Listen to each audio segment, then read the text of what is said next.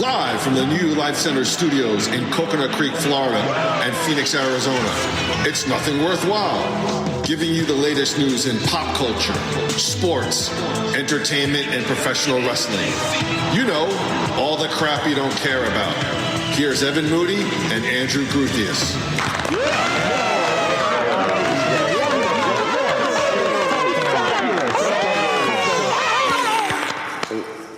After these messages. You guys suck! Yeah, why don't you try? Flap,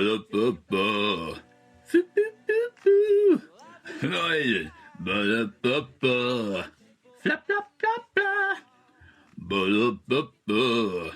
Flip, beep, beep, beep, boo.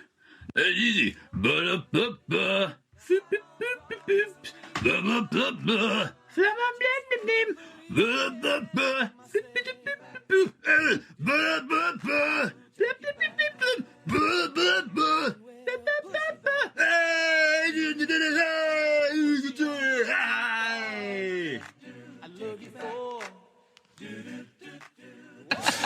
Moving on to some worrying news now, and supposedly doctors' waiting rooms may soon be empty with advanced new medical apps being developed to help people diagnose and treat themselves.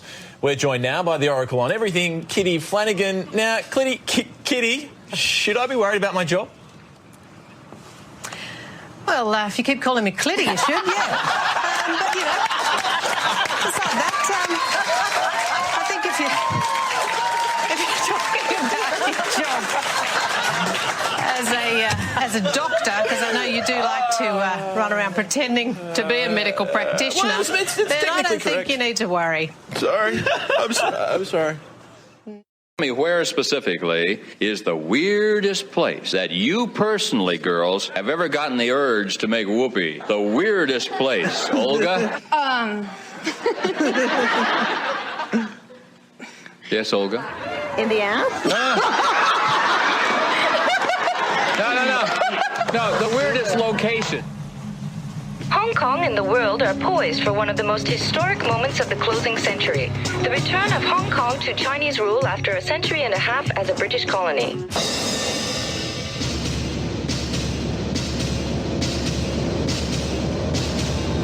On the streets of Hong Kong, a war is raging between the criminals who rule the city and the terrorists who threaten the world. One man is caught in the middle.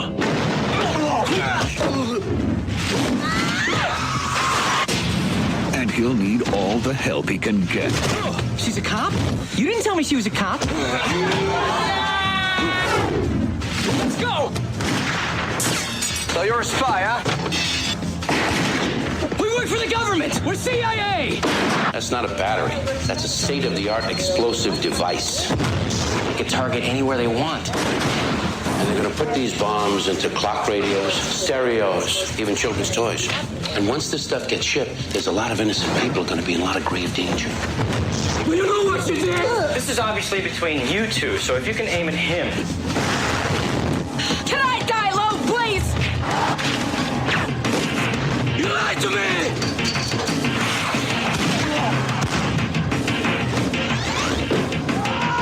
Send a detonation signal. Goodbye, Yellow Brick Road.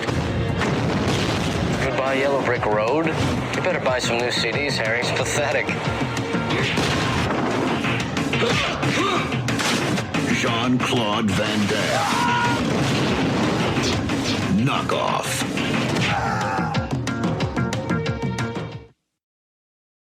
Jacqueline Jewett.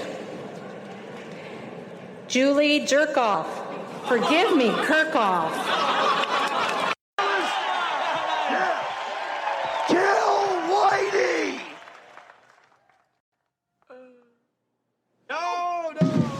Oh.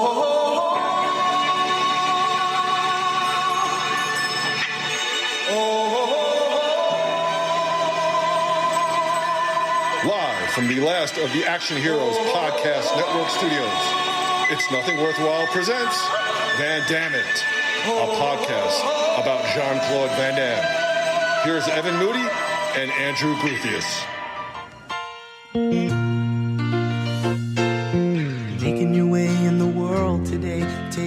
everything you've got. Taking a break from all your worries sure would help a lot. Wouldn't you like to get away? All those nights when you've got no lights, the check is in the mail, and your little angel hung the cat up by its tail, and your third fiancé didn't show.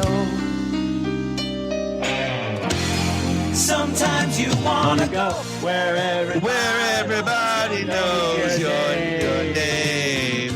Dan, dan, dan. Always glad you came. You wanna be? So you wanna go where you wanna people do know the thing? Everybody God damn knows it. your name. All right, that failed miserably. Welcome that to was Nothing beautiful. Worthwhile. Oh, that was beautiful.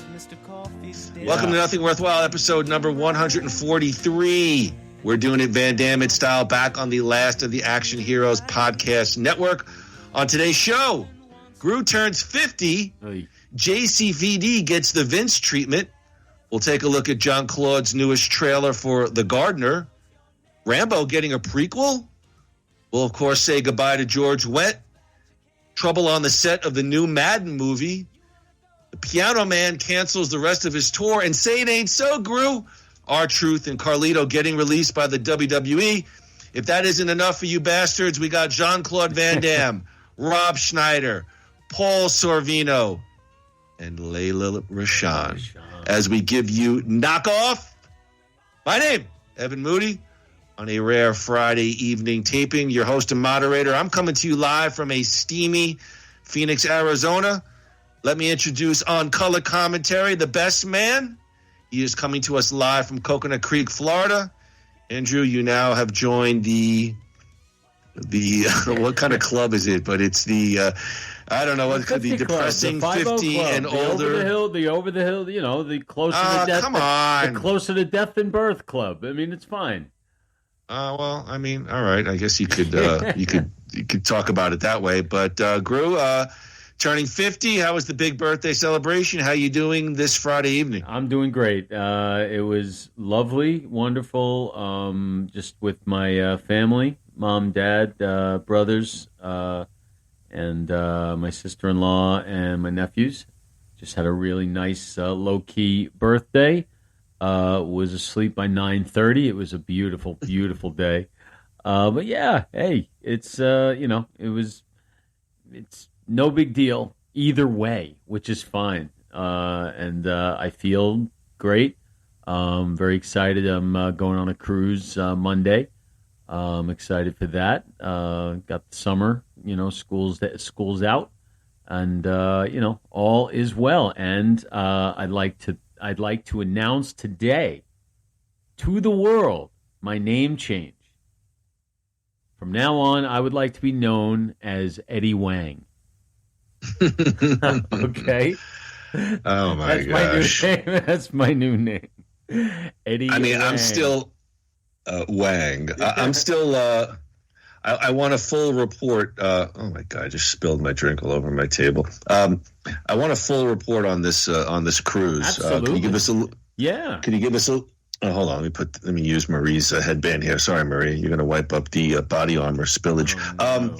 What you're doing? Is this you're going solo, singles cruise? It's not a singles cruise. It's just. All right, come on. All right, I mean, come on. No. All right, not. I understand. It's not. I am going solo. What? What do you mean? What? Just work with me here, please. I wish it was. It's actually just a garden variety, regular, sort of. I don't want to sound like a snob, but sort of upper scale cruise line. That was my choice. I've never really been. I've been on one with my family a long time ago. But this is to get an idea of if this is something that I would want to do on a, semi-regular basis, and then I could start looking for, more different ones that offer different things. But for this one, I just wanted, like a garden variety, like a typical one. And I'm really looking forward to it. It's, an all-new adventure to me. Upper scale, Andrew Gruthius. Yes, upper scale. I'm adding. Did that just make the write-up Yes, show write-up, we are upper now. Scale. I am now. We are now upper scale. Can you hit pause for a second, please? Really? Yes. All right. Can you? Yeah. Yeah, I mean, Andrew's going to this, garden variety cruise. What's the game plan? You going to go out to the bar, have a drink? You going to? I truly don't know. Carouse for single women on this cruise? Well, yeah, that I am going to do. Absolutely. I mean, I'm going to look to meet people, and certainly I would love to meet really nice, middle-aged, somewhat damaged woman with incredibly large breasts. And wait, can I say that still? I don't know. He's got a new attitude. I'm feeling good from my head to my shoes. My head to my shoes. Yeah, very good. No, I'm going to to just experience something, and I'm sort of glad that I'm going alone, so I'm not like anchored to, I just got to be able to do what I need to do when I need to do it. And because it's a brand new experience for me. So yeah, I've got some excursions planned. I'm going to go to Atlantis, and check that out. Apparently the water park there is amazing, and I definitely want to go in to the beach and the water. In the Bahamas, I'm doing like a chef's dinner. I'm all right. We don't need the whole itinerary. I'll give you the report when show I come back. Just grinds to a halt. I had you on a good move, and then he's like, "I have a chef's dinner. We'll start off with a chilled shrimp cocktail, and then we'll move to Bacon, Alaska, and then anyway." I'll give you the review of all the great stuff when I come back. All right. Well, listen, Andrew's a new man. And good for him. Good for him. Yeah, I got to take this bod out for a spin, He loves it. I'm getting cocky now. Yeah, oh yeah, he's in better shape than me. I'm really I'm pushing it now. But all right, listen, that's awesome. Groo will report back all of his cruise findings, and off we go. Yes, indeed. Okay. Oh, I'm doing good too, Andy. Thanks. Oh my God. Well, this is the morning show, light banter. We have a cup of coffee. We talk about. I took the kids to the orthodontist, and just light breezy. Well, see, I know what you do. I don't do much. You walk honestly, the dogs. You walk the dogs. You watch some reality TV. You watch some true crime stuff. You go. You swing by New You, say hello to the ladies over there, and then you call it a day. It's a great life.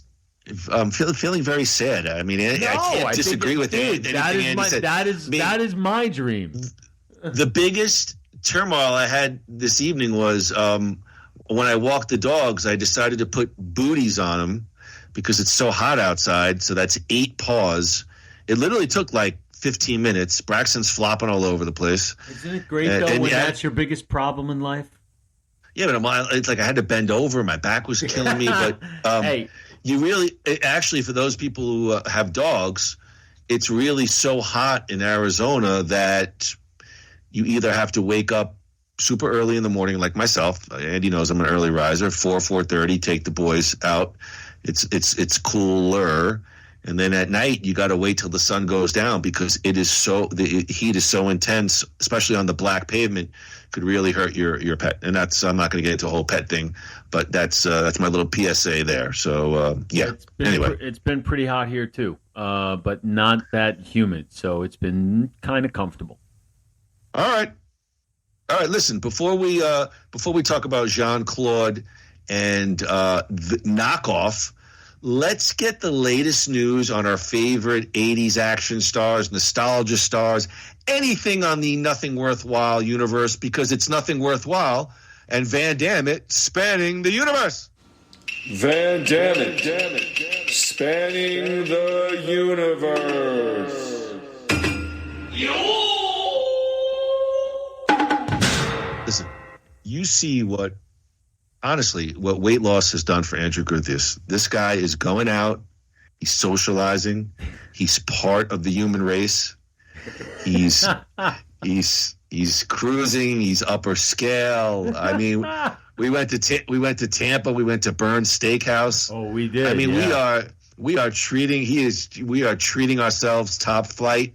And listen, if you want the Andy Guthius experience, you need to go at New U. It all started. It did. It did. And they're doing medical weight loss. We're doing one on one of our principals at our district. So listen, go in there. You get the shot. Listen, you get the shot. 20 minutes later, you walk out like Andy Guthius. Hey, there you go. That's all it is. Weight loss, tan, like a bronze god, like a Greek god. So give him a call at 602-274-0068. Tell them Moody Groo sent you, and they'll say, who? We don't know any Moody and Groo. And they'll hang up. But they might say, okay, we're going to give you 15% off your first service. We want to thank Marie. She's in Michigan picking up the grandson. Really? So she's out there. She sent me pictures. I think they went to some kind of car museum. I want to go out there too. I'm going to visit with Eric. I want to go to Eminem has a restaurant, Mom's Spaghetti. It's kind of probably a touristy trap thing, but yeah.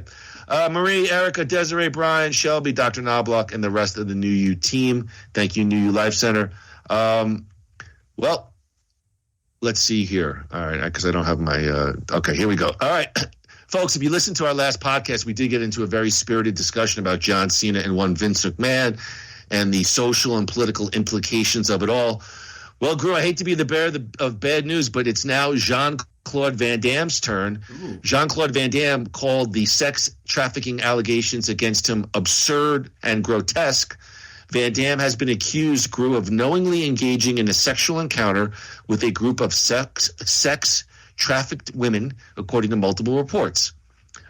We have become aware of articles alleging an alleged affair in Cannes involving Mr. Jean-Claude Van Damme.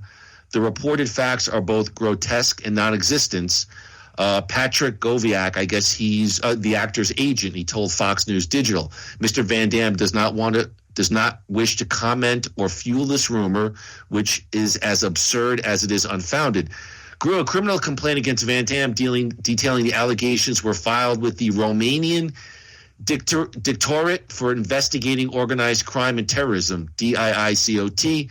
Romanian outlet Antenna 3 reported several Romanians who are currently being investigated for forming a criminal group and pimping allegedly offered Jean-Claude Van Damme 5 Romanian women, photo models from Romania, for him to have sexual relations with, attorney Adrian Kukulis told the outlet.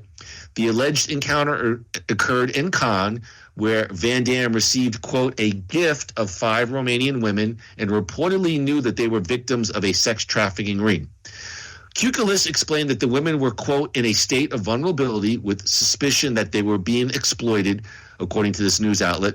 The next step in the case, Grew, would be for the High Court of Cassation in France to sign off on criminal proceedings before each suspect would be required to give statements in Romania. Grew, Van Damme gained fame in the 80s with his Break Our Own Blood sport. And so, Grew, Jean-Claude, now in the crosshairs. So I have a question. And this may sound like an ignorant question, but it's a question nonetheless. Moody's like, oh, great, here we go. I have an item. My question is this. Is prostitution basically now called trafficking? That's a great question that would probably fill up. That's a real philosophical kind of thing that would fill up hours. Because here's what I'm thinking as you tell me that story. Because as you tell me that story, I'm thinking. Go ahead. Prostitution would be, I would assume, a sex trafficking thing, because I'm assuming these women are recruited, and it's for financial purposes. Yes. So if somebody pays 5 women, whether they're Romanian or French or American or otherwise, who are at least of age. I didn't hear anything about anything underage going on in that report. That's correct. So somebody pays 5 women to have sex with some guy. that's prostitution. So if you're going to charge him with something that's illegal, charge him with soliciting. Why are we charging him with sex trafficking unless that's what it is now? So, like, I see what I'm saying. Like, if I go, hypothetically, he's the customer, but he's not the guy who recruited the women. Right. I guess the article is saying he knew about this deal. The pimps of the traffickers. You bring up the pimps of the traffickers, right? You actually bring up a very good point because I don't disagree with you there. Yeah. So the pimps of the traffickers. So right. So like Diddy right now, he's on trial for basically doing that stuff. All right, for being like the ringleader, for doing all that stuff. But the people who show up at his house for a good time, and he says, "Hey, I bought some hookers. What's different from that than buying strippers or hookers for a bachelor party?" Or what? I mean, I don't know. If it's a minor, that's a different story. That is illegal on all fronts, whether it's trafficking or not. It's but if someone's being paid to do certain things, certain places it's legal, in certain places it's not. I don't know where the line between trafficking or prostitution is, unless there's something major that I'm missing. That's why I asked the question. The line is slightly below my navel. Oh boy! Thank you. I got, of course, Andy's giving a very serious answer, and I have to, it's a good question, though, isn't it? Yeah, I mean, I have a question for you. Are you telling me in 2025, let's, under the premise if I was single, 5 beautiful Romanian women knock on my door, I have to go, no, thank you. Hell no. You'd be like, hell yeah, come on in.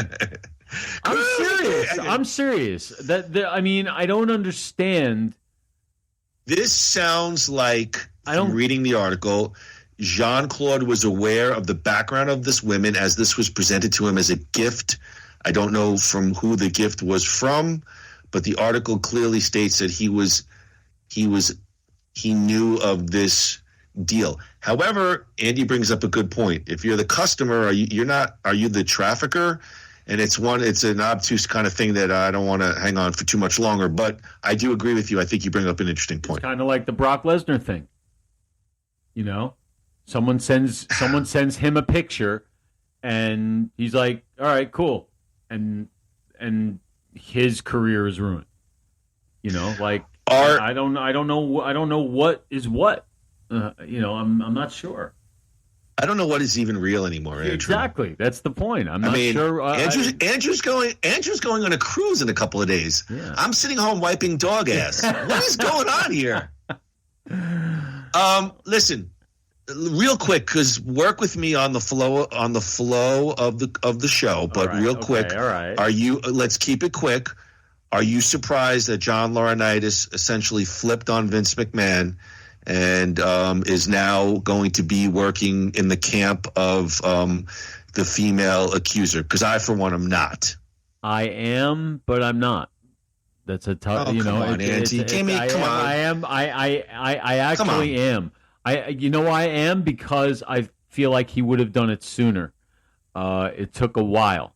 I figured he would have flipped very quickly if he was going to. So yes. I was surprised simply because it's been, 2 years at this point? Maybe it's a little been a while. More. Yeah, so I am surprised, yeah. Last question, keep it for the flow. If you're Vince McMahon, does your nervous meter go up a couple of ticks, or is this, expected and it's business as usual? If I'm Vince McMahon, I'm smart enough to know that this is what Laurinaitis was going to do.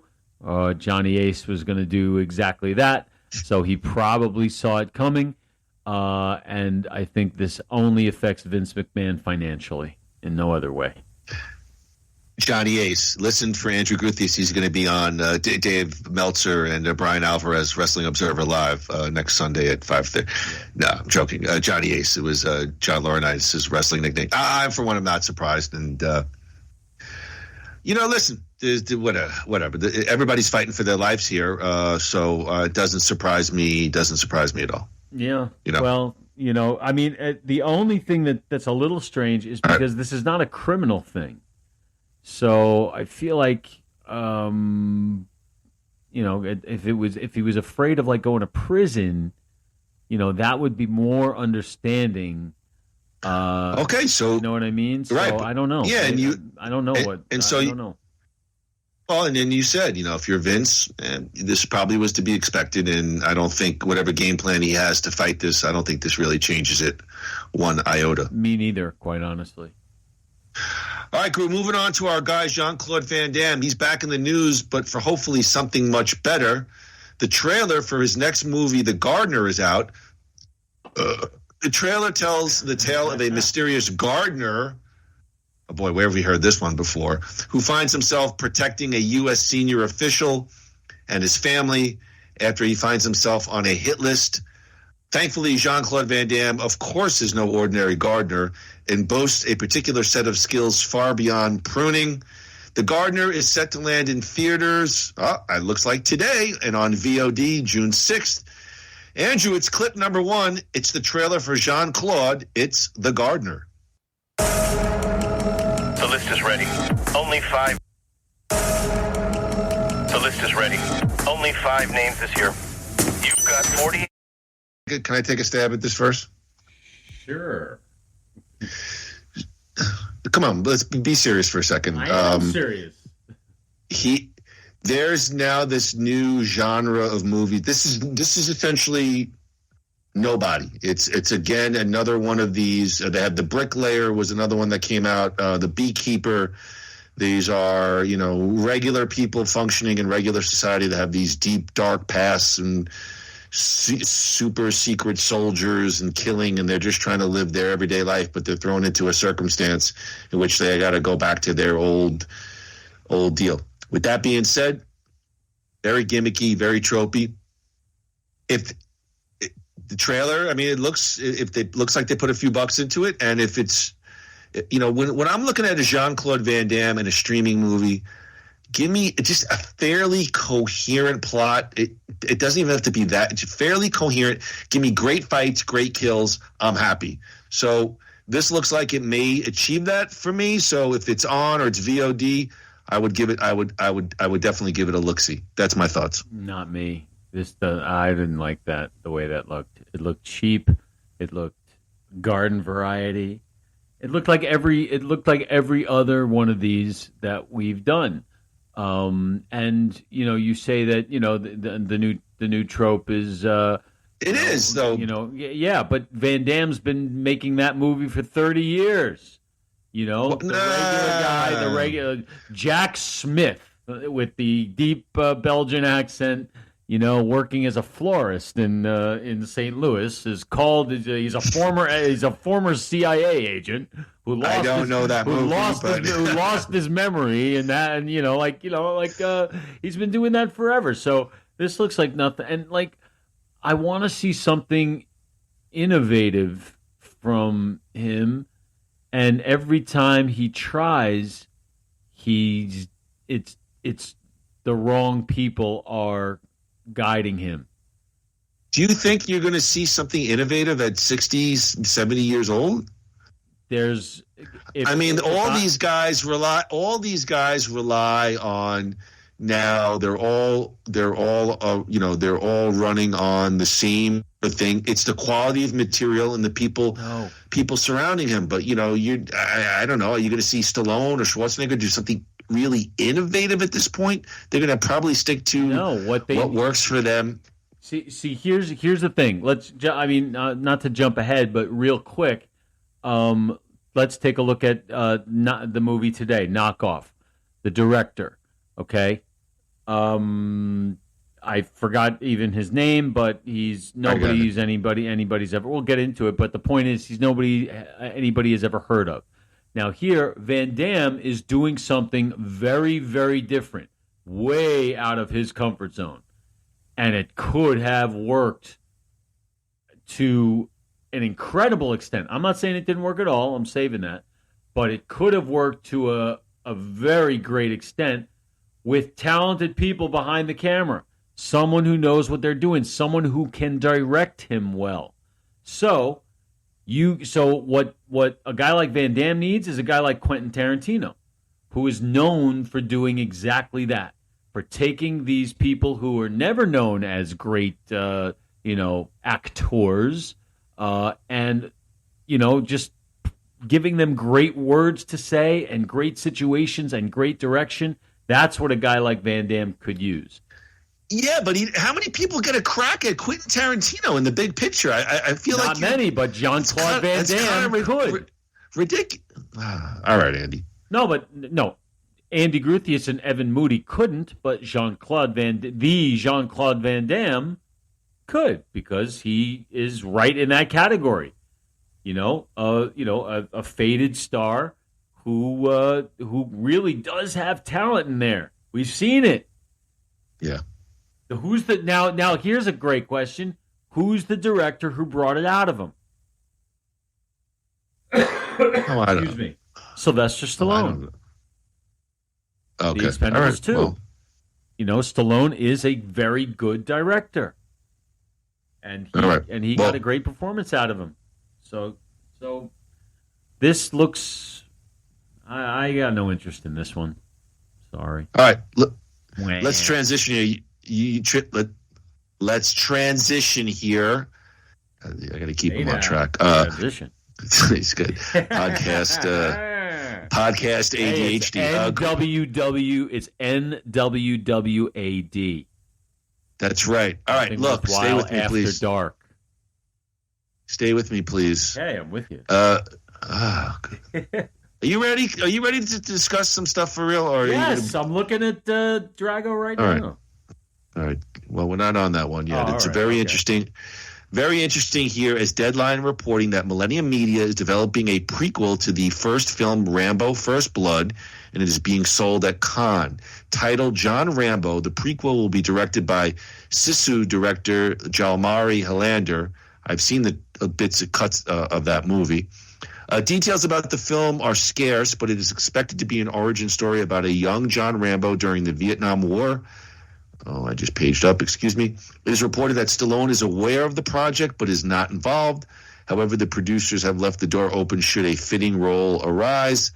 Millennium Media is known for producing the Stallone-led Expendables film franchise. Groo, how are you feeling about an origin story film about John Rambo? I'm actually good with it, surprisingly, whether Stallone's involved or not. And the reason is this, because if they stick to the source material, it could be something really cool. I did read the book First Blood, which... did you? Yes, I did. I think it was one of like 3 books I've read in my life. But I did read it, and there is, a lot in there that, the movie is pretty different from the book, but the basic story is the same. But there's a lot of backstory that could be very interesting to see. A young John Rambo in Vietnam and those days, and how he got there and his family. I would be interested in that. I'd be more interested in that than the same thing on the Rocky side, which I've heard rumblings about. But a Rambo prequel would be interesting. Agreed. I think that's a little bit more of a rich source material. So, interested to see what happens there. Andrew, you just mentioned it. Let's just pull it up. Dolph Lundgren grew, and you put this on my radar. He threw the opening pitch for the Phillies at Citizen Bank Park, I think 2 Fridays ago. Yeah, or 3, May 16th. Groo, he's no Ron Guidry. It's clip number 2. Show me Drago throwing out the first pitch, please.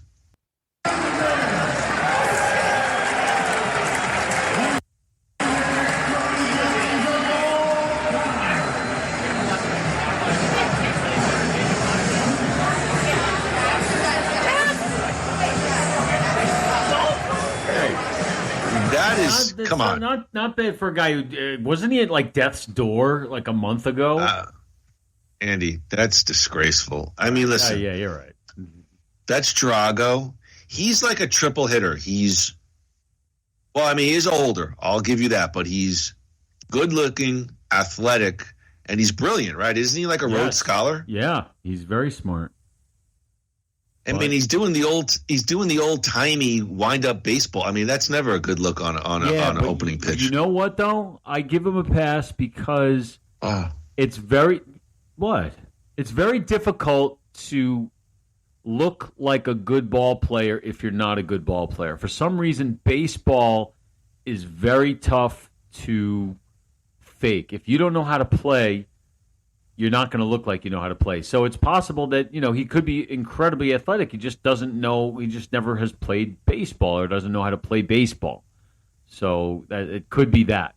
It is a very strange game if you think about it.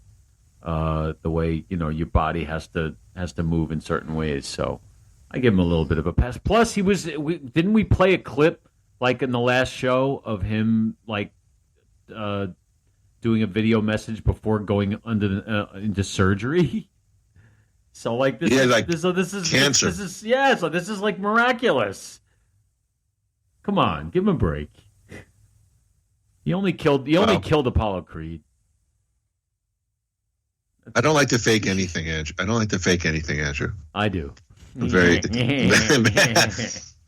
All right. I don't want to read this one. Well, you have to. Come on. You want to really hear? You want to hear about Tom Cruise? Wants to act into his 90s. Yes. Yeah. All right, Groo. Last Monday, Tom Cruise says he wants to keep making films until he's in the triple digits. When asked at the New York premiere of Mission Impossible: The Final Reckoning, which I think got mixed reviews, actually. So they talked about he made a comment 2 years prior that he hopes to continue his film career until he's Harrison Ford's age, 82. Cruise took it a step further, quoting Tom Cruise, "I actually said I'm going to make movies into my 80s. Actually, I'm going to make movies into my 100s. Cruise, who performs the lion's share of its own stunts on screen, added, "I will never stop, Jack Daddy. I will never stop doing action. I will never stop doing drama, comedy films." Did he say Jack Daddy? I'm adding some liberal. Tom Cruise reportedly maintains a very strict diet to stay fit, eating 15 snacks per day rather than 3 traditional meals. That doesn't sound like fun. And noshing on steamed fish and vegetables, sans oil or sauce. Yeah. He's said to work out five days a week. So then they're talking about some actors and actresses that are currently acting that are older. June Squibb acted in the live-action comedy Thelma at 94. Rita Moreno starred in the road trip flick 80 for Brady at 91. Clint Eastwood's most recent film where he acted, 2021's Cry Macho. Let's see here. He did say that this was the final Mission Impossible. Cruise also stated that he's pondering sequels to some of his most popular films. Yeah, we're thinking about making many different stories and what could we do and what's possible. Cruise said we are discussing Days of Thunder and a sequel to Top Gun Maverick as potential sequels. So, all right, Groo, thoughts on Tom Cruise wanting to act into his upper limits? Well, Tom Cruise, if you had to ask me who the biggest movie star of all time was, I don't think there's any question Tom Cruise at this point. So go for it. Absolutely. He just, he just is. Can you name someone who just constantly just keeps coming up with not just winners, but big winners? Yeah. He just, and yeah, he's got some clunkers, but you just when you think, he's done, he comes up with another Top Gun, another Mission. And what is this? The second Mission Impossible since Top Gun Maverick?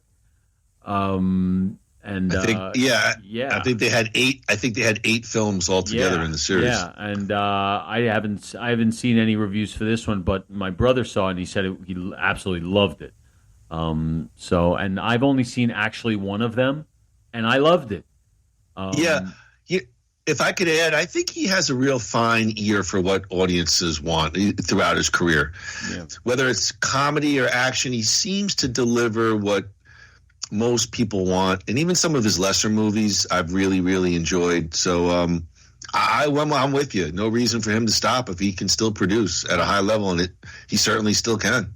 Absolutely. Like I said, I would, he's not my favorite movie star of all time, but I would say he is the biggest movie star who ever lived. Groo, as we played in the opener, everyone knows his name. George Wendt, famous for playing Norm Peterson in the iconic sitcom Cheers, has died. So his family rep, I'm looking at my notes, they're going back a week or two, but he died peacefully while asleep at home, I think 2 Tuesdays ago. Quote, George was a doting family man, a well-loved friend, and a confidant to all of those lucky enough to have known him, the family's rep statement said. Groo, George Wendt was 76. The actor earned 6 consecutive Emmy nominations for his performance as Norm on the beloved NBC comedy series Cheers, and appeared in all 275 episodes of the popular TV program. Wendt starred in the comedy, which centered around regulars of the Boston bar Cheers. He acted alongside Ted Danson, Rhea Perlman, John Ratzenberger, Kelsey Grammer, Woody Harrelson, Shelley Long, and the late Kirstie Alley. Cheers ran for 11 seasons from 1982 to 1993. Groo, the role of Norm would define George Wendt's career and legacy. Afternoon, everybody became one of the most recognizable lines on Cheers and was Norm's catchphrase for 12 years. George Wendt went on to score 6 Emmy nominations for supporting actor in a comedy series. He also reprised the role of Norm in the short-lived Cheers spinoff, The Tortellis, as well as another spinoff of the bar series, Frasier. Wendt could later score his own sitcom titled The George Wendt Show. That was a CBS program where he played a radio host car mechanic. The sitcom was scrapped after 1 month. Groo, George Wendt was the only one in his family who caught the acting bug. Saturday Night Live alumnus Jason Sudeikis, 49, is George Wendt's nephew. And blah, blah. Well, we don't have to get into all that. So, yeah, Groo, another sad loss. Yeah, he was terrific. One of a kind character he created, but also just one of those guys who everybody knows. Maybe not his name, but his face. Ironically, shows up everywhere from Fletch to a Michael Jackson video, and just everybody sees him. Everybody knows him. He's just that lovable guy. Cheers. I've probably seen every single episode of Cheers. And no one had better quips than Norm Peterson. He was sick for a little while, from what I understand. He did not look well the last couple of years of his life. But look, he was obviously a very, very morbidly obese man for, I think, most of his life.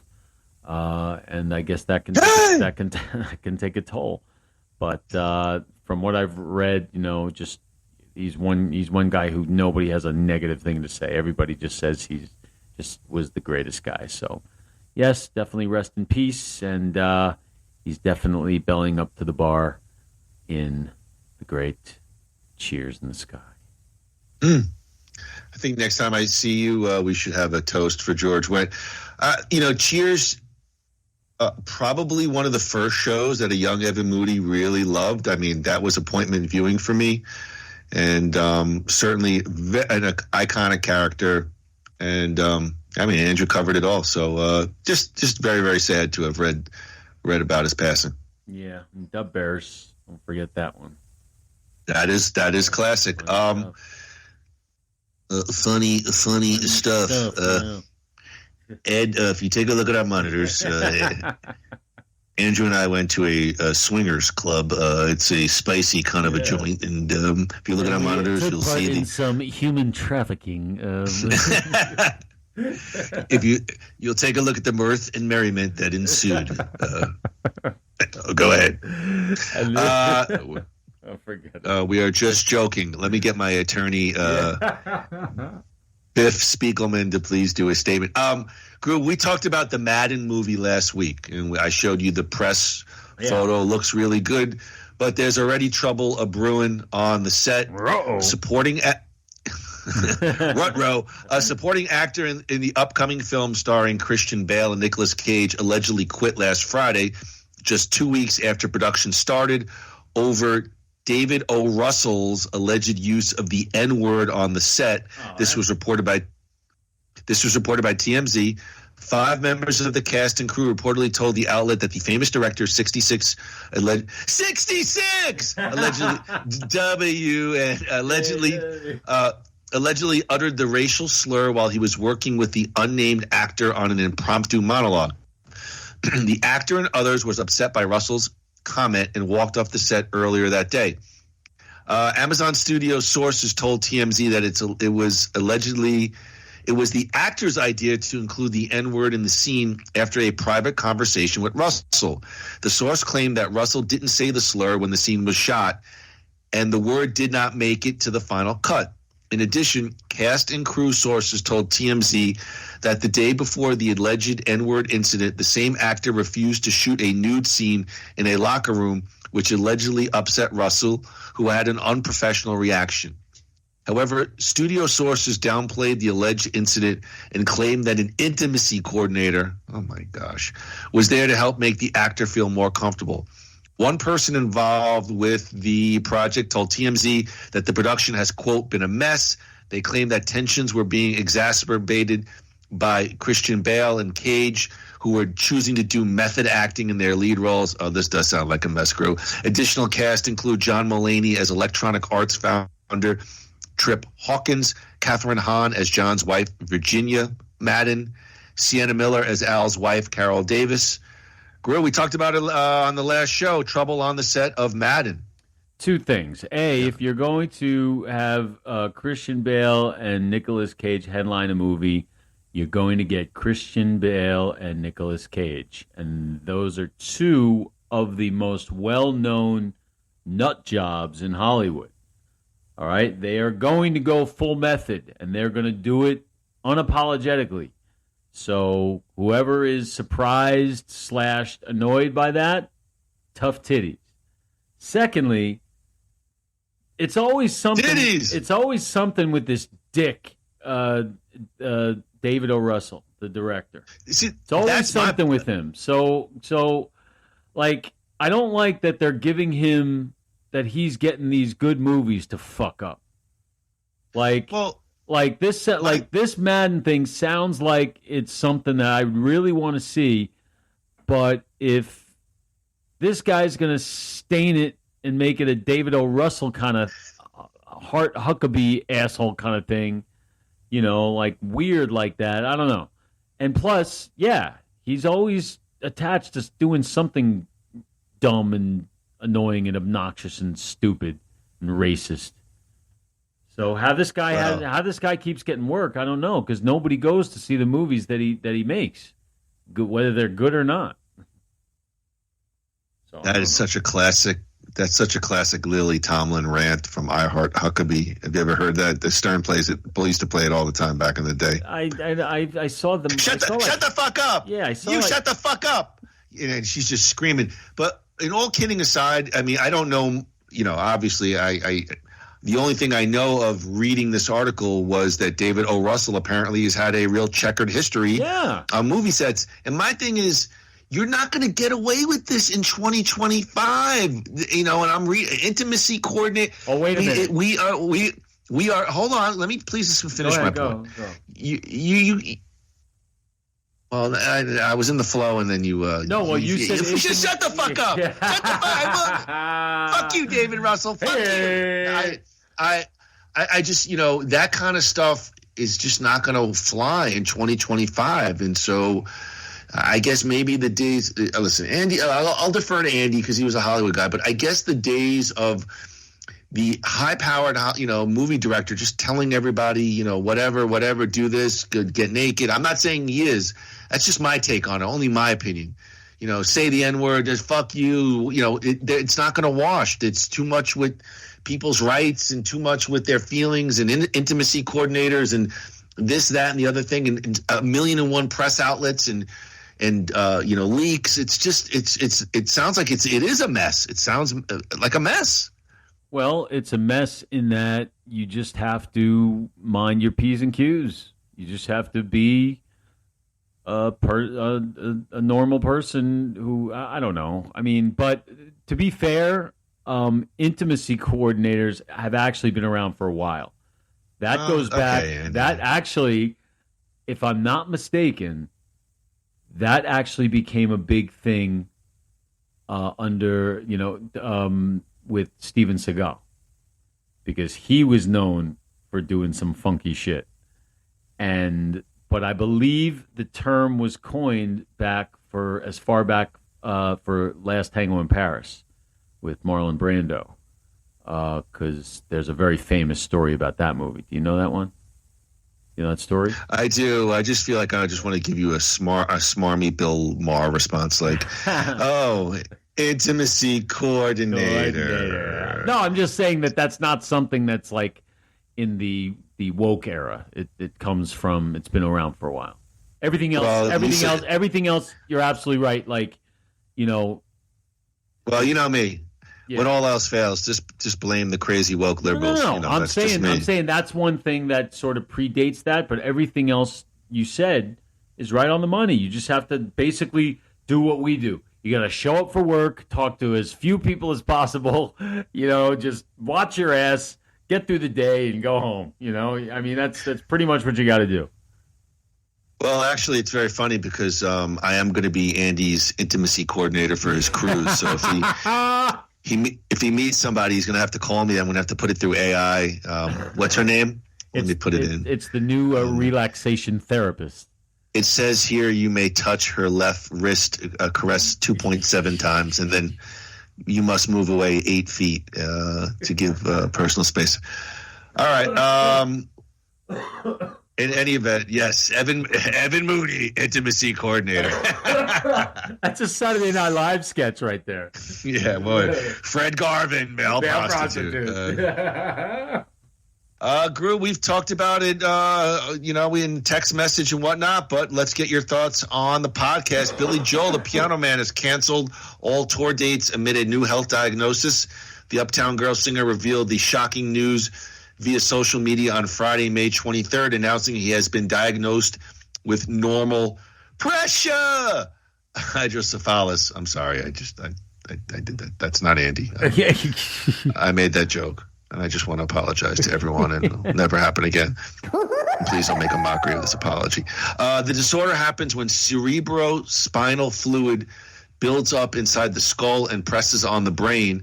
Usually occurs in people over 65, according to the Cleveland Clinic.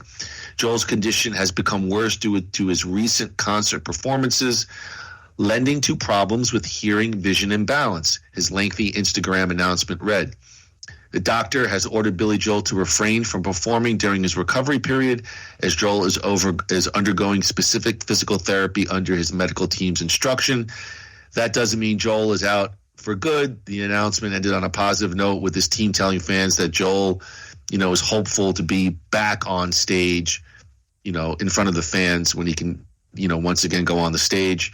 The 5-time Grammy winner also released a statement to his fans saying, "I'm sincerely sorry to disappoint our audience, and thank you for your understanding."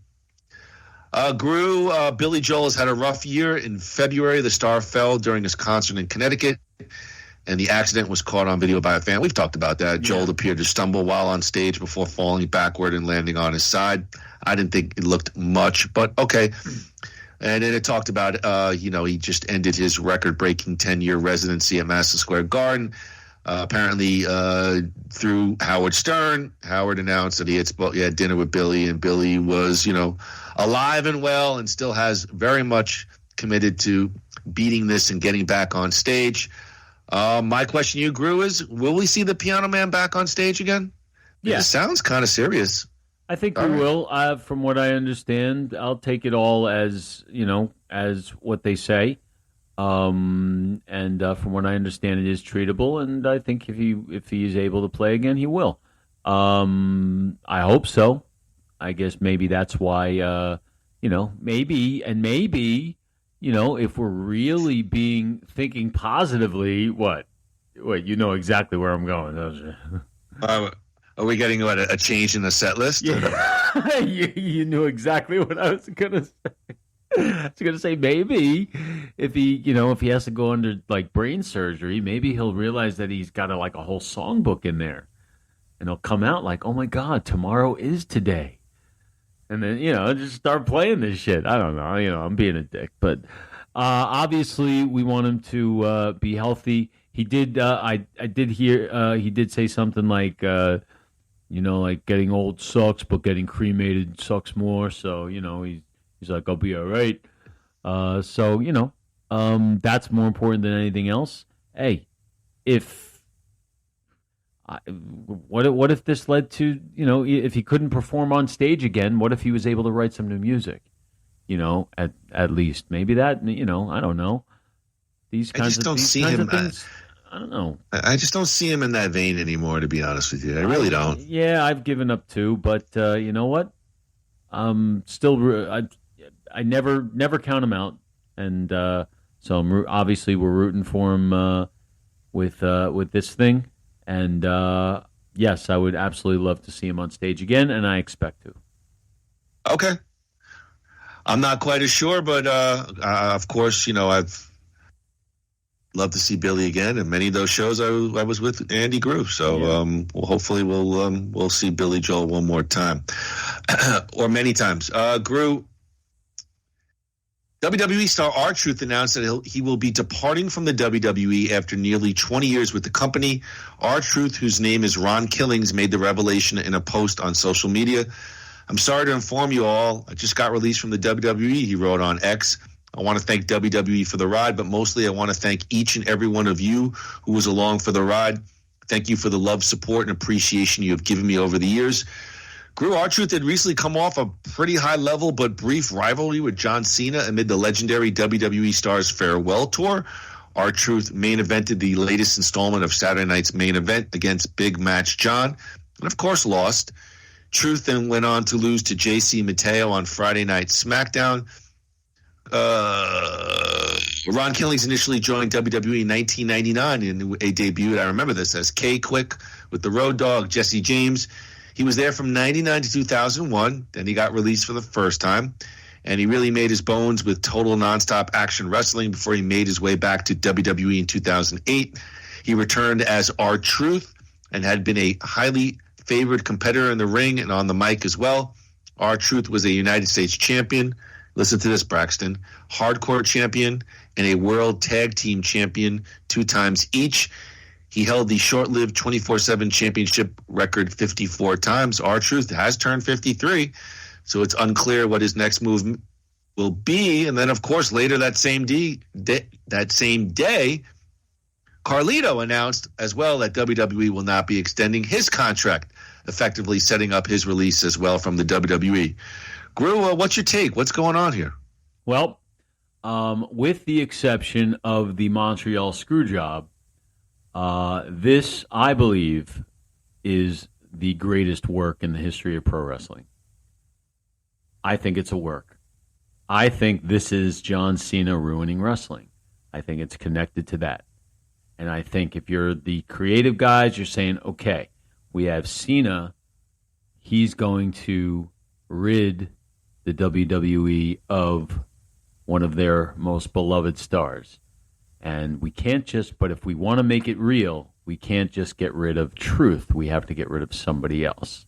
And we have to light up social media and have our people light up social media. And yes, I'm saying this because I would love for it to be true. So that's my take.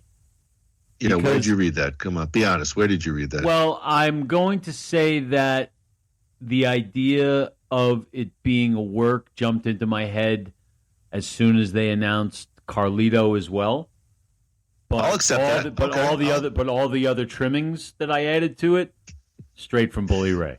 Straight from Bully Ray. Like a turkey dinner, all the trimmings. Straight from Bully Ray, and I was listening to it, and I was like, yes, this would be phenomenal. And even if they have decided to release, they could still do this. But sure, who the hell knows? But they could. I think that would be super cool. I'm hoping that's what it is.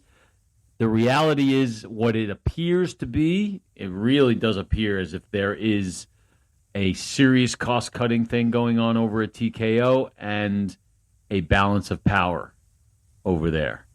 And I don't know. I'm starting to get a dark feeling as I wade through the IWC, if you will, for the prognosticators. So that's why I'm going to stick with my original thing, saying I'm hoping this is a work, and I think it is.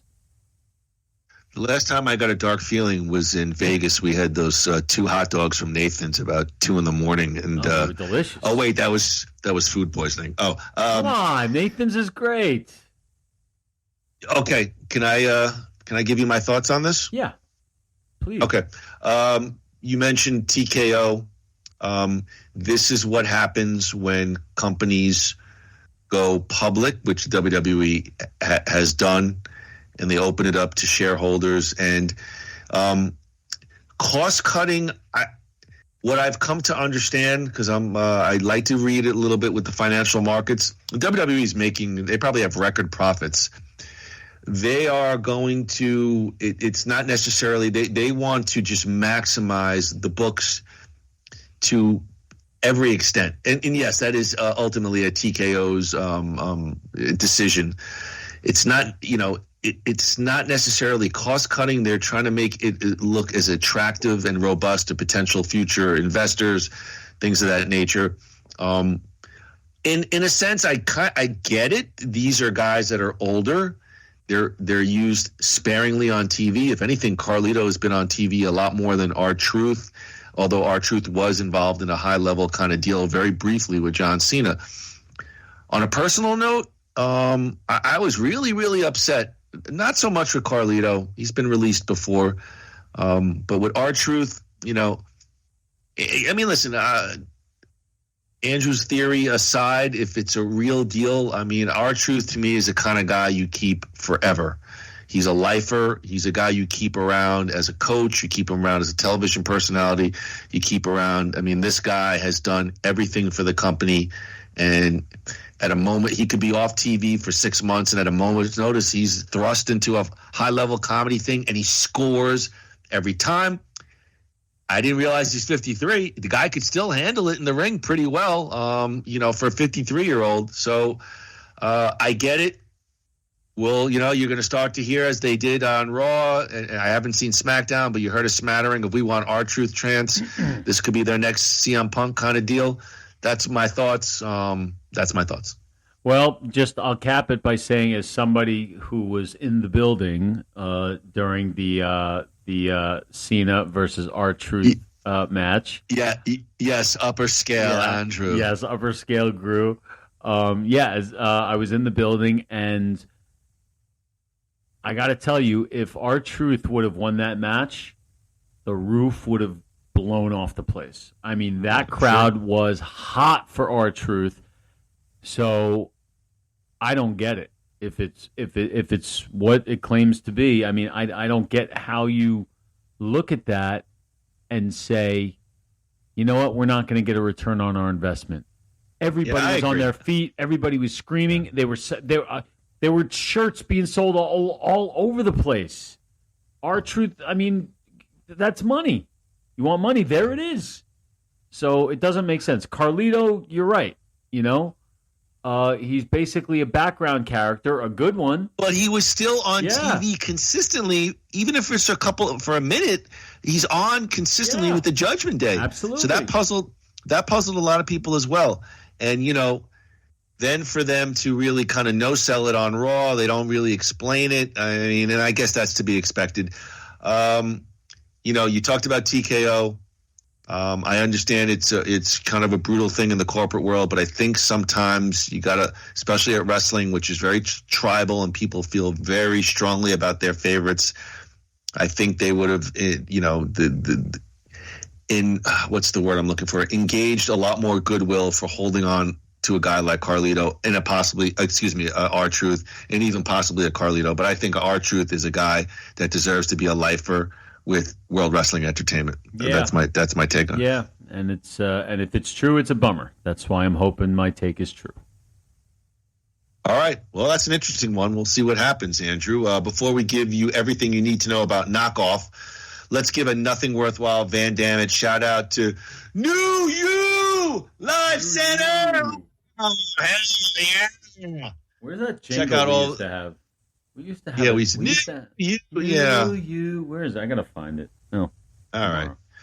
Listen, tomorrow. Yeah, why not? Yeah, let's sleep on it. Check out all of their medical weight loss programs at www.newulifecenters.com or give them a call at 602-274-0068. Tell them that Evan Moody and Andrew Gruthius, her husband and best man, you heard their podcast. That's right. The two winners that we were discussing wrestling, Billy Joel's brain, and Drago throwing out the first pitch, and Knockoff. Yeah. A little known. When you're a lesser known Jean-Claude movie in a world of lesser known movies, that's something special. Oh yeah. We want to thank Marie Moody. Wish her a safe flight back tomorrow from Michigan. Erica, Desiree, Shelby, Dr. Knobloch, and the rest of the New You team. Thank you to New You Life Center. Not a ton of stuff on Knockoff, but let's run through it. You asked about the director. It's Tsui Hark, Tsui Hark, and it was 1998. The title grew a double entendre, as the term colloquially refused to both counterfeit goods as well as targeted killing. Knockoff was Hark's second and last American film. He returned to Hong Kong after Knockoff, feeling unsatisfied with his work in the United States. This film was also the second collaboration between Van Damme and writer Stephen E. D'Souza. The first one being, do you remember what the first one was? Hold on. Yes, I do. It would be Street Fighter. You are correct, sir. Yes. You are correct, sir.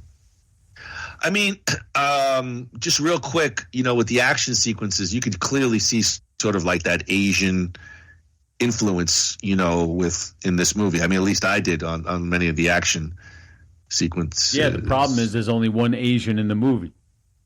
It's not about. It doesn't make sense that everybody is all martial artsy. Okay, we'll get to that point. Is that the wrong thing to say? I don't know. No, I think Skinny was like the only was the only right. Yeah. Well, I mean, he was. Yeah, right. Rob Schneider. Not that I'll do my Bill Maher. Not that matters. No, right, but if I mean, certainly today, if you had a film based in Hong Kong, the expectation is you would have many Asian-based actors or actors of Hong Kong. Lela Rochon right? and Paul Sorvino don't jump out. No, I'm talking about today, Andrew. I'm talking about today. Today, absolutely, yeah. Right. All right, Groo. I found some typical double entendres according to example.com. I used to be a banker, but I lost interest. What? The bicycle couldn't stand on its own because it was too tired. I wonder why the baseball was getting bigger than it hit me. I used to work in a blanket factory, but it folded. Why? The man who survived pepper spray and mustard gas is now a seasoned veteran. Good night, everybody. The button was in the salad because it popped off while it was dressing. Here's the top cast for Knockoff. We have Jean-Claude Van Damme as Marcus Ray, Rob Schneider as Tommy Hendricks, Lela Rochon as Karen Lee, Paul Sorvino as Harry Johansson, Carmen Lee as Detective Ho Ling, Wyman Wong as Eddie Wang, Glenn Chen as Skinny.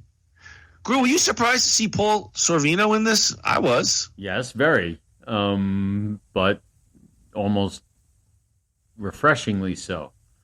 He kind of looks surprised to see himself in it too. If you want the truth. I mean, yeah.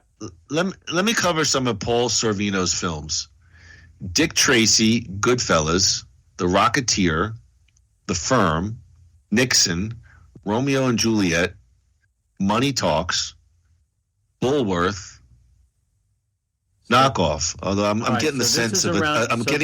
I'm getting a sense of a decline as the years sort of a little progress. bit, but I think this was the A little same bit, year. a little bit. This was the same year as Bulworth, and Bulworth is excellent, and he's really good in it.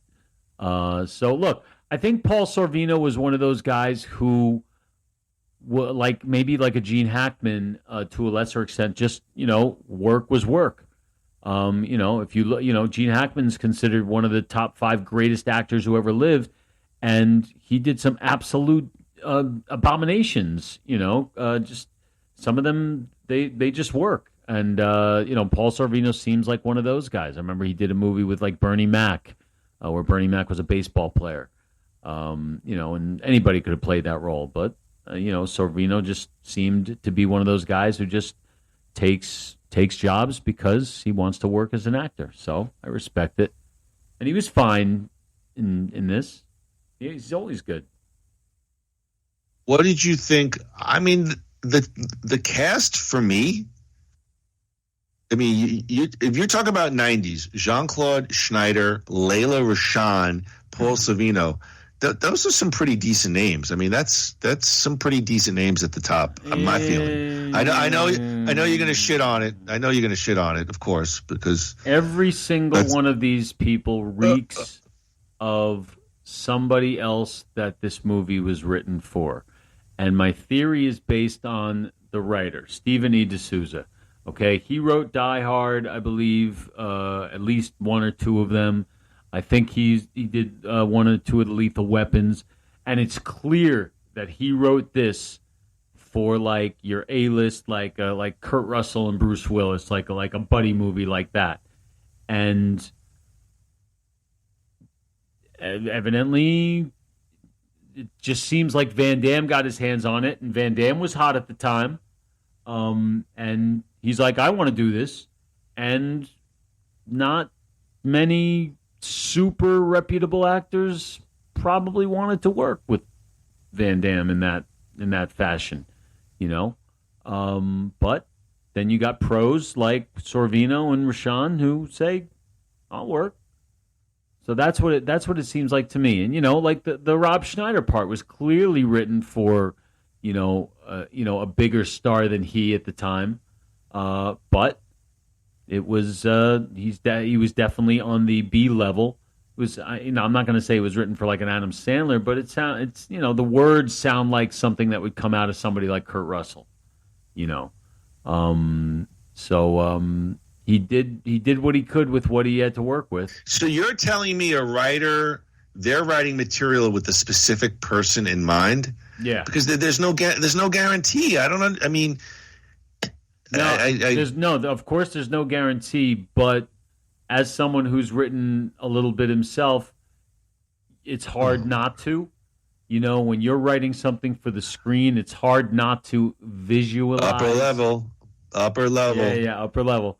It's hard not to visualize somebody up there. So when I saw one thing. I saw the credit, when I saw Stephen E. D'Souza, I was like, because knowing what he had written in the past, even though he had done with Van Damme before, just the style of the movie, it just seemed like it was written for a higher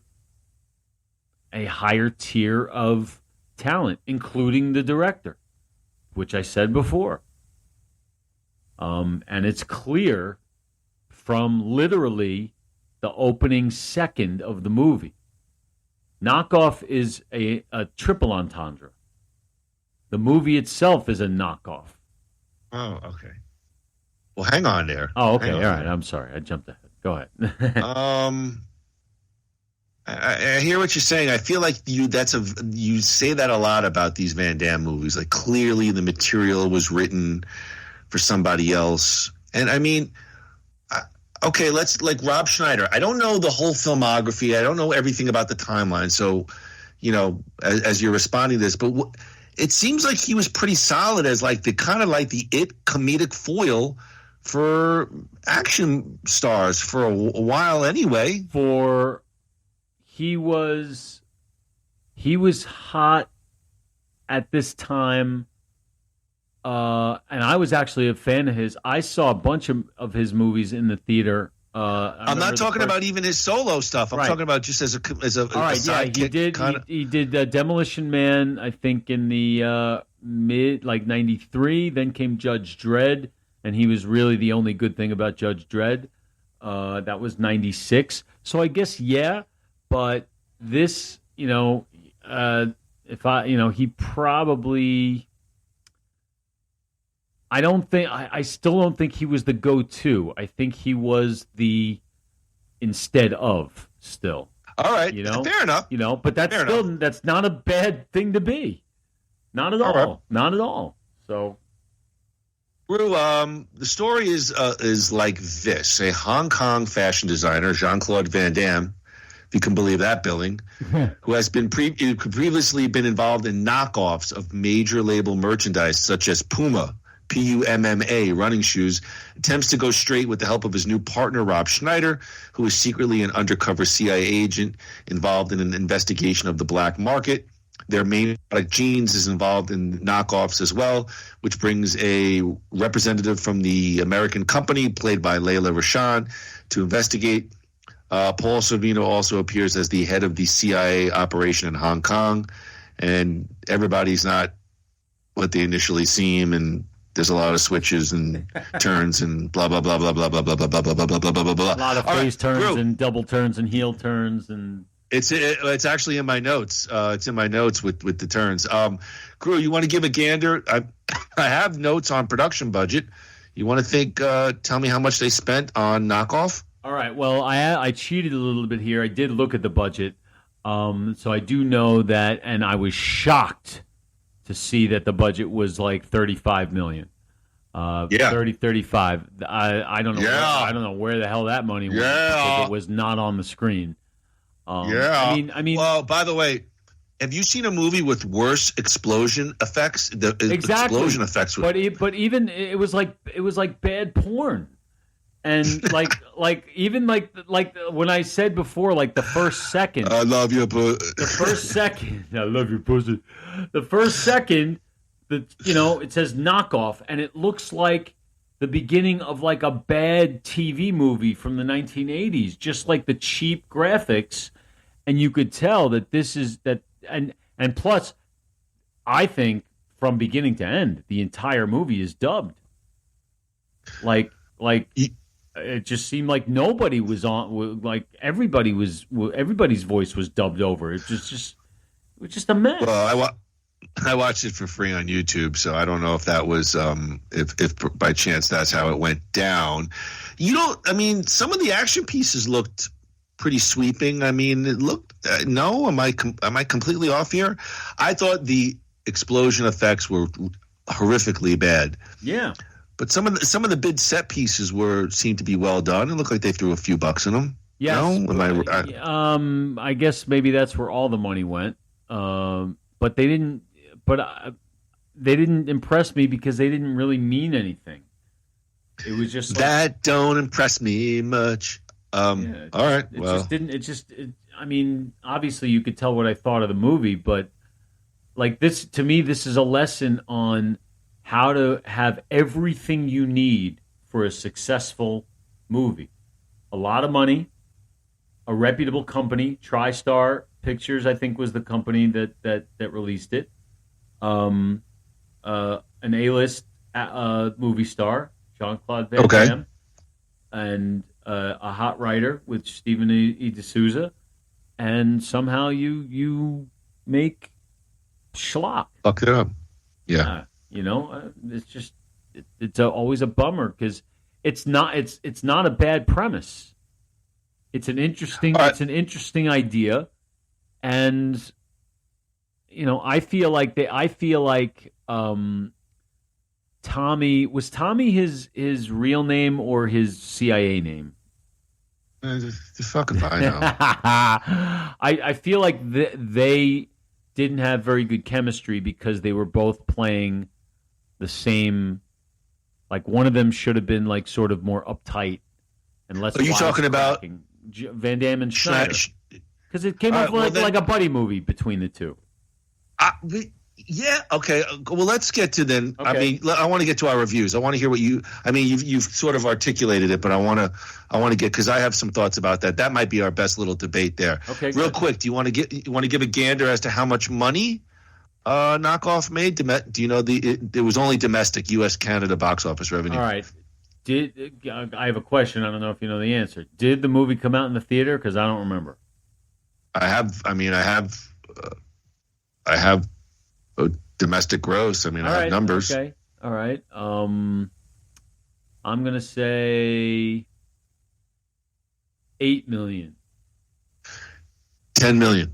10 million. All right. So that's on a $30 million budget. That's a flop. Groo, tomato meter. You want to 0 to 100? What do you think the critics? I can't imagine. I mean, a critic. What reputable critic is going to 10%, if that? Correct. That's what popcorn meter. It's 10%. 10%. Popcorn is what? That's audience. That's audience. Fans 10,000 plus fans. What do you think they gave it from 0 to 100? What was the average popcorn meter score? 12. 26. Oh. That's not terrible. Mike Massey with Gone with the Twins says, despite the competent moments of adventure, the story remains hopelessly inscrutable. Lisa Alspector of the Chicago Reader. Though the jokey lines seem out of place, the somber tone of this 1998 action movie makes the political subtext more sincere and less grandiose than usual. Joe Layden of Variety says, the last blast of the summer is an exuberantly cheesy action opus featuring Jean-Claude Van Damme and Rob Schneider as an improbable pair of gung-ho heroes. Maitland McDonough of TV Guide said, suffices it to say, it plays exceptionally badly in English. Opus? Groo, somebody actually called this an opus? Yeah, I mean, Groo, you want me to go first? You want to go first on a scale of 0 to 4 genes? Do you want to? What do you want to do? I'd like here? to hear yours first. All right. And I actually really wrote notes, and I really looked at this movie. I'm going to tell you right now, I did not hate this movie. I did not hate this movie, and I'll go through piece by piece. What did I like about this movie?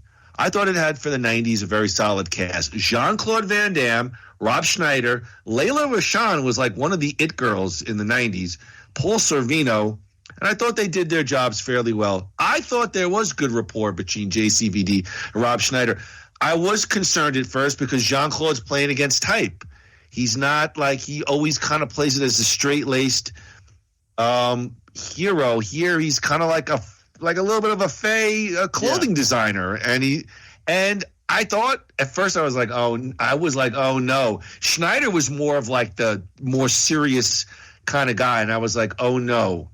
And listen, I mean, it's not Martin and Lewis, but I thought it was fine for a Jean-Claude Van Damme movie. I'll say it like that. I thought, he blends in well here with, Schneider, delivers the comedic pieces. And I thought Jean-Claude, in my estimation, did pull off some of the comedy chops in the movie, the flowery shirt, the messy hair. He does a good job playing against type for him here.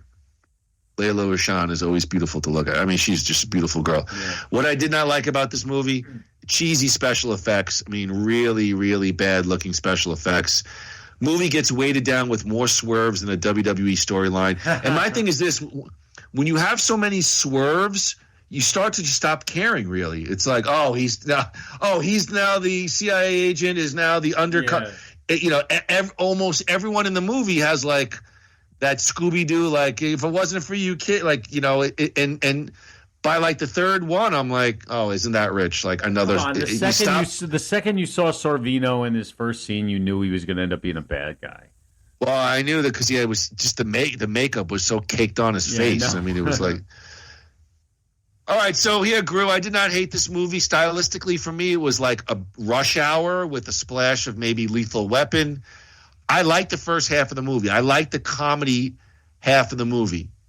It was fun. I'll just give it, like, let's say 3.5 pair of jeans. The second half of the movie fell into typical Van Damme, tropey, guck, which I'll give a 1.5.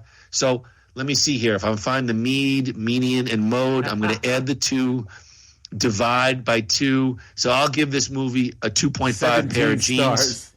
Yeah, 2.5. I was the first half of the movie. I had some chuckles. I thought some of the action sequences were kind of interesting. And then it got into like real kind of like a more serious action movie. I think had they played it more like Rush Hour, like comedy, and just throw in the occasional action and keep it kind of light. Now, it is a light movie, but the ending, I mean, it was just long, drawn out, sort of typical, Jean-Claude action. And you're right, like he's a fashion designer, yet he's fighting at like this near high level with these foreign baddies. Silly movie, I get it, but for the most part, I had some fun watching it. I was mildly amused and surprised. I'll give it 2.5. I didn't hate this movie. I think you'll feel differently, but that's how I felt. Okay, I will go. I didn't hate this movie either. So I'm going to give. So I will say that everything I've said up till now, I will say is looking at the movie through a lens of what it could have been. Now I will tell you what I thought about it as to what it is, which is a really bad movie that's a lot of fun to watch. And on that basis, I'm going to give it 2 pairs of jeans, 2 knockoffs pairs of jeans. But you got to look at how, like, I mean, it obviously doesn't try. It's not very ambitious. I think they could have tried harder. But again, you got to take it for what it is. And I was entertained. I could think of many, many worse ways to spend 90 minutes. So yeah, we'll give it 2. Because I'm not quite as enthusiastic about it as you are, so I'm not going to give it 2.5, but I'll give it 2. 2 jeans. Okay. 2 pairs of jeans. All right. Interesting movie to discuss.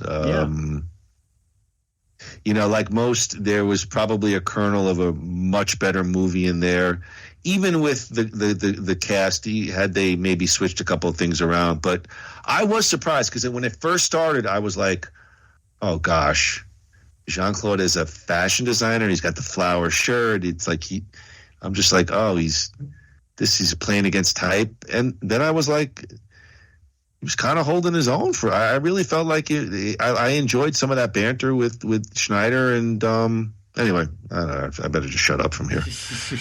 I don't want to dig myself a hole. But all right. I mean, would you say, to put a cap on this for Jean-Claude, slightly better than kind of the muck and drivel we've been watching as of late? Yes, only because it's at least dares to be something a little different. Does the cast, did you, Sorvino, Lela Rochon, does that elevate it for you or no, not really? No, because what I liked about it really had nothing to do with them. It was the kind of movie that it was, didn't take itself too seriously. And like I said, I give him credit for trying to do something different. Okay. All right, Andrew, you want to give us one thing you're watching this week? Yeah, I'm watching. I've completed it. A 2-part documentary on Max called Pee-wee as Himself. It is a 2-part documentary, 3 hours, all about Pee Wee Herman, or Paul Rubens, and it's really, really good. Very lot of story to tell. Fascinating guy. In a way, a tragic kind of person, but it's an excellent documentary. I highly recommend it. Pee-wee as Himself, it's called. I just want to say, Mecca Lecca Hi, Mecca Heiny Ho. Was Pee-wee really one of the first guys that like fell from grace for our generation? Like, I'm trying to think of, like, the Fatty Arbuckles of the world and this sort of these famous actors who fell out. Like, I feel like for me, I'm 54. I can't remember Pee Wee, that was a really big scandal for its time. Yeah. And remember the mugshot. Yeah, I can't remember anybody like shockingly, falling, like having a moment like that. And for us anyway. You're right. Good question. Good question. Maybe like Roseanne Barr with the national anthem, but that didn't kill her career. Yeah, it didn't kill her career. No. Yeah. If anything, it accentuated her career. Yeah. So this was very unique. But they don't run away from it. All right. Well, good. Run away from it. It's good stuff. I think if you're, I don't know if you're, are you anything of a Pee Wee Herman fan? Went and saw his movies. Watched his Saturday cartoon. Then I think you will really appreciate this documentary. All right. Very, very good. What are you watching this week, Evan? I feel really strongly about this. Predator, Killer of Killers. It's a new animation movie that continues to expand on the Predator lore. It's on Hulu. It's directed by Dan Trachtenberg, who did Prey, which was the Predator prequel that really stood out on Hulu. And this movie follows Groo, 3 historical characters as they take on the Killer of Killers. So you have a Viking, a samurai, and a World War II pilot. This, I couldn't shut it off. I put it on late last night, and you can see why I'm tired this evening. It's really well done, and it has an ending that actually ties into the Predator films, and it gives me great hope for the future of the Predator and perhaps even the Alien franchises. There's 1 or 2 little Easter eggs there. Groo, I'm strongly recommending it. Predator, it's on Hulu. It's an animated movie, Predator, Killer of Killers. Well, if you're recommending it, I'll check it out because you are very on the nose with your Predator and Alien picks. I love it. Yeah. Love that stuff. Yeah. No, but you know a good one from a bad one. So if you say it's good, that means it's good. No, this is good. This is good. Yeah. This is good. Right. All right, Groo, for our next episode of Van Dammit, we're going to continue in 1998. This time, our guy Jean-Claude does his historical Rambo thing, as he's a boxer turned Foreign Legion officer with Legionnaire. I think we've talked about this a little bit on other podcasts. Maybe. It's a bit of an interesting one, a little historical piece kind of deal here for Jean-Claude. Groo, Legionnaire. I've never even heard of it. So what? Yeah, really? I can't remember talking about it. I don't feel like we've talked about it. All right, well, then I guess I got to take some more Ginkgo biloba. But that's what's fun about doing this. I'm seeing movies that I've never even heard of. Oh, okay. Yeah. Well, Teams is telling me there's 5 minutes left in our meeting. So real quick, Andrew, for our next episode of Nothing Worthwhile. All right, so we're going to go to Billy Joel, Glass Houses. The other one that what we could do after our summer vacation would be 8mm. I'm going to put that in my notes. Yes. That's what we talked about. But real quick with Glass Houses, real quick though, I didn't write any notes on it because we just decided basically. Do you think that was Billy's first formal foray into like arena rock? Like, I'm gonna try to move away a little bit from the piano, get a little more guitar, a little more chorus laden.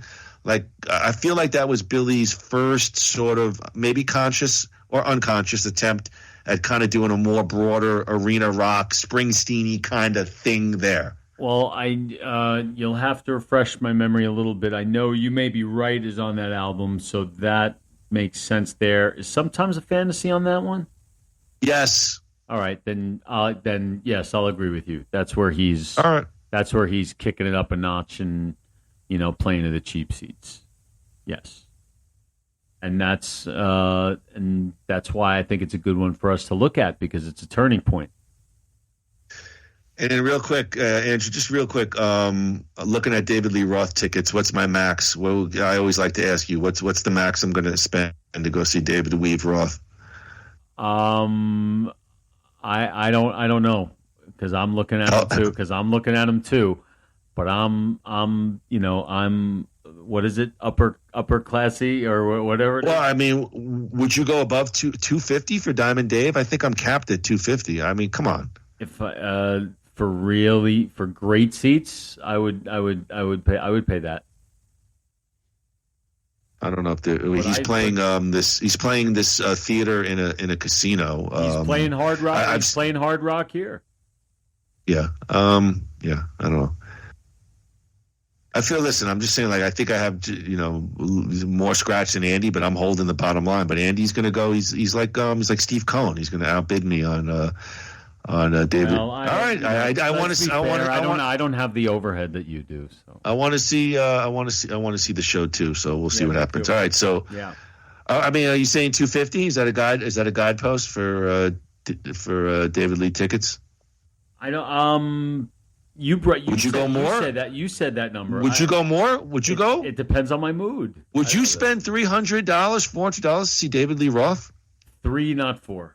3 for the front row. 3 for the front row. You're not getting. The problem is now. The problem is going to be now. There will be only a handful of first run tickets. They're all going to be secondary market seats now, even through Ticketmaster. Play the market. Let's see what happens. Maybe he'll do something or say something stupid in the next 6 months, and by the time the concert comes around, they'll be cheaper.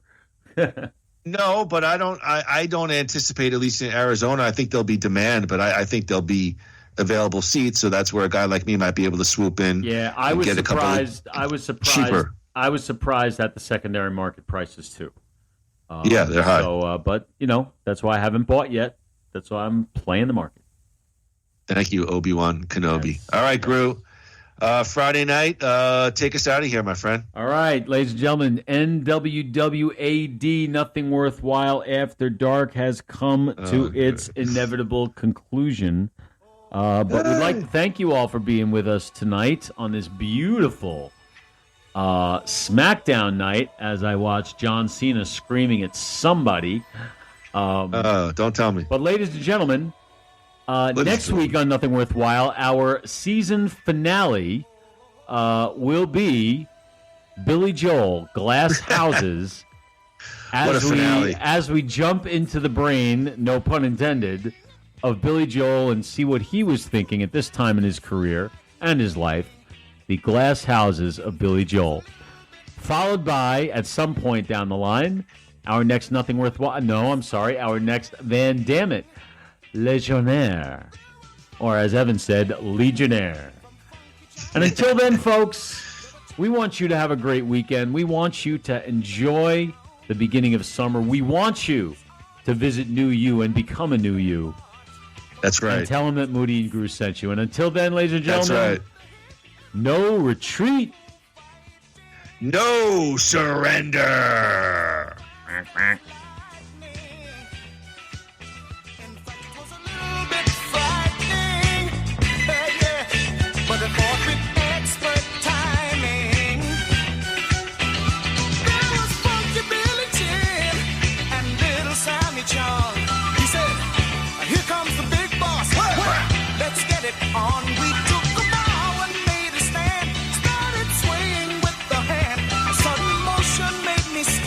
Now we're into a